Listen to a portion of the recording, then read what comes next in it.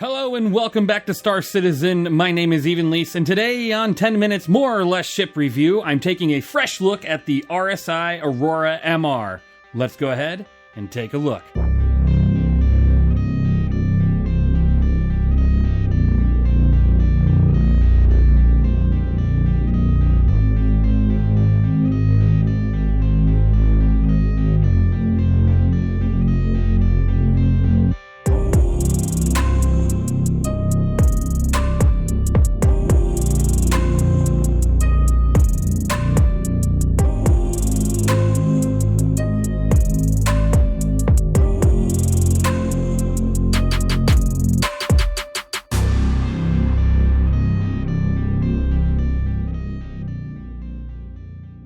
Alright, welcome back to another review, and as you can see, I am catching up with starter ships, starting off here with the Aurora MR. So many starter ships that I've looked at in the past that, it's 2025, there's been some changes, some big, some small. Either way, I want you to have a fresh look every year at these ships so you know what you're buying, and so let's begin with that. This ship here is, if you were to buy it standalone, it is only $30. Now, you can buy it as a starter pack as well, which is a decent price, sitting at $45, or you can buy it in-game for $680,400 aUEC. Definitely a very cheap price compared to quite a few ships in the game, but that's just because it's a very simple starter ship with not much going for it. It doesn't even have a lot of the mechanics that a lot of newer starter ships have today, like engineering stations and stuff, which could actually be kind of a win in its own because then you don't have too much to worry about, but we'll see what happens when this ship gets its components in Gold Standard Pass, which is right now, doesn't have that. Now, this ship does have 234 damage per second for the pilot because it has two size 1 CF-117 Bulldogs, but it also has two size 1 empty hardpoints that you can attach two additional weapons to.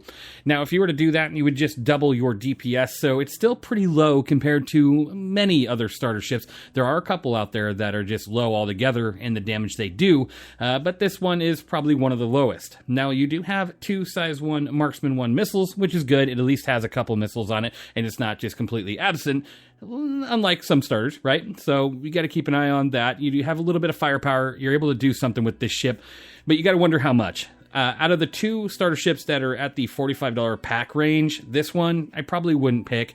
I'd probably go with the Mustang, honestly. But let's talk about this really quick. This ship does have two size 1 shield generators, giving you a total of 3,700 bubble shield. Before, that was 3,000 shield, so it went up a little bit, which is good, especially since this ship does have a pretty low health pool, sitting at 5,740, so you got to be very wary of that when you're out there flying. If you get into any sort of contact or any sort of situation, you have okay shield and a very low amount of HP, so always remember that. Now, you do have a pretty decent speed on this ship. For a starter ship, it's definitely not the highest. There's plenty of starter ships that go much faster, and that's something to consider. But even so, this ship does move pretty quick, sitting at 225 SCM, or a 450 forward boost and a 260 backwards boost with a 1200 NAV speed. Now, its maneuverability, not so hot. Compared to almost any starter ship out there, this sits at 46, 46, 140 pitch, yaw, roll. So its maneuverability is actually not that great compared to its size and, how agile it looks like it would be, technically. I mean, it's just such a small ship. You would think just a few thrusters on the outside of the ship would really make this thing turn on a dime, but it doesn't. So something to consider there when you're looking at other starters. Now, you do have 4.5 SCU of hydrogen fuel and only 1.1 SCU of quantum fuel. So again, you're on the lower end of the fuel spectrum compared to other starter ships. And at the end of the video here, I'll put a list of, maybe the top 4 against this one, just so you can kind of see the comparisons on fuel, weapons, speed, all these things that can help you decide whether or not you want this ship as a standalone or as a package deal. Now, you are able to carry a 3 SCU of cargo. I'll go ahead and show you right now. Let's go to the back of the ship here. So, looking at the back of the ship, as you can put 3 boxes of cargo back here. So, 1, 2, 3. You would think you'd be able to fit a 4th here. Let me see if you could. Let's pull out the right weapon. Whoop, nope, it doesn't have a grid here. Surprisingly, you would think it would. Like, that looks like somewhere you'd have a grid or lighting or something. And then up a front, you can't really fit anything here. There's going to be components somewhere on this ship, and there's probably a good chance it's going to be right here. When you press a button, something will probably drop down. So 3 SCU of cargo, not the biggest amount of cargo either for a starter ship. Probably on the lower end of things, which is just too bad. When you're looking at a starter ship, you're looking for a ship that's going to do, a little bit of everything, right? Which this ship can, but just very limited on how much it can do. Now, it did get a little bit of work done to it to where boxes are a little bit easier to put on here, which is fantastic. Before, it was a little bit more of a struggle. Now, not so much. Taking them on, taking them off. Pretty easy. Not too much collision problems there. Even when you're bringing it on board, you just go ahead and slot it into that first spot and then just pick it up and move it back. There you go. Good to go. So, otherwise, what does this ship have going for it? Like I said, no components pass, no gold standard pass. These wings here almost look like they would pop out a little bit, almost like the Scorpius, but they don't, which is just too bad. It'd give this ship a completely different profile, and I think that would be so cool to see. Maybe like the faster it goes, the more these wings open up, giving you better aerodynamics within atmosphere, of course. In space, wouldn't really matter. Now, when we move into the interior of the ship, you can see the pilot seat has a pretty okay view. It's your typical Robert Space Industries view. If you were to get into the pilot seat, you'll see there's just bars everywhere. You got beams and, of course you got a lot of windows, but you got all these things in the way, which is just annoying at times and just too bad. Like, I don't feel like this needs as many beams in the way here, All these struts are just quite ugly, and I wish you could clear the 2 from the front all the way up the top. Would be really awesome, giving you so much of a better view. And then you have 4 MFDs right there, so pretty decent, not terrible.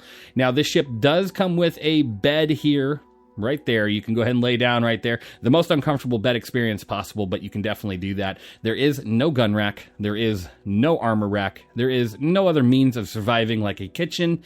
And currently, there is no ability to access storage on the ship. So again, something to consider. Now you can definitely lay down and hold your F button and log out. So that's nice, giving you the ability to log out when you need to. So that's pretty nice. You can just kind of land wherever you want and log out and come back to your ship and you're good to go. But outside of that, this ship is just what you get. So let's really quick, I'll go into a quick AI fight and just show you that it can handle a little bit of a bounty, but you got to be very careful.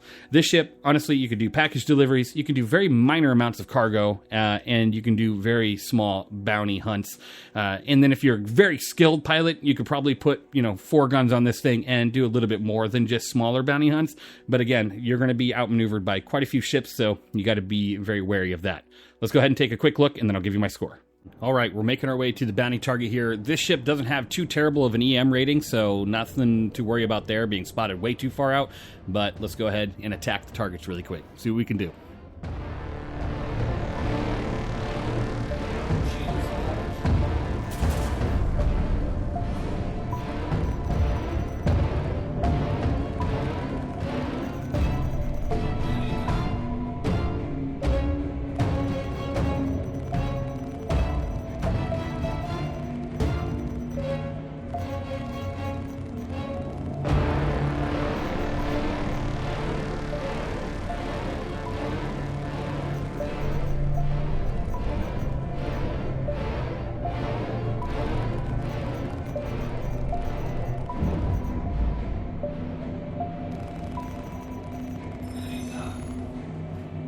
Now, as you can see, this ship didn't really have an issue taking care of those small targets, but running this ship stock with only 2 size 1 guns does limit your firepower quite a bit, so it is recommended to add those 2 additional hard points on this ship, giving you 2 more size 1 weapons and putting your DPS around about 500. So that's the recommendation. Overall, this ship has been power crept quite a bit by a lot of your newer starter ships, and honestly, this ship, it's not doing so well compared to many other starters right now in terms of capability, in terms of interior, in terms of livability. There's just so much that this ship lacks, but it's a decent price point for this ship. Honestly, $30, not bad. $45 starter pack, I'd probably aim $5 more and you'd probably be better off for it. This ship, honestly, for me, is a 4 out of 10. As you can see on screen, why. This thing lacks in HP, it lacks in firepower. Its maneuverability, not so great. Its gold and components pass, not there. It's cargo. You can only carry 3 boxes, honestly. There's so many starter ships that can do so much better. And then fuel, it's on the lower end compared to many other starter ships as well. So let me know, what do you think of this ship down in the comments below. Don't get me wrong, the Aurora MR is a great starting option if you're just looking at it for a quick moment. But there are so many options out there that are just a little bit more, whether it's in-game or outside of the game, that can do so much more and probably allow you to have a lot more fun. But then again, this is a definitely decent looking ship from RSI for a starter ship. Let me know, again, what you think of this ship in the comments below. What starter ship do you prefer, if not this one? Thank you guys for watching. I hope you enjoyed, and I'll see you guys in the next one.